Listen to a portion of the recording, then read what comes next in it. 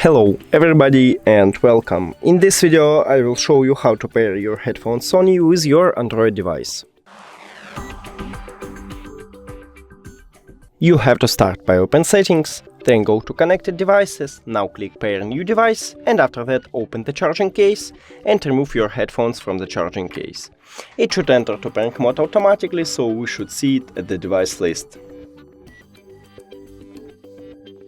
But sometimes it didn't enter to pairing mode automatically, so just press and hold both connectional button until you can see that Bluetooth pairing.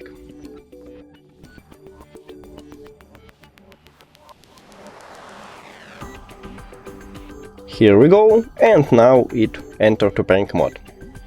Now we should find it at the device list and click on it. Then pair. And we did it! Thank you for watching this video. If you found it helpful, please consider subscribing to the channel and leave the like on the video. It's really important to us. See you later!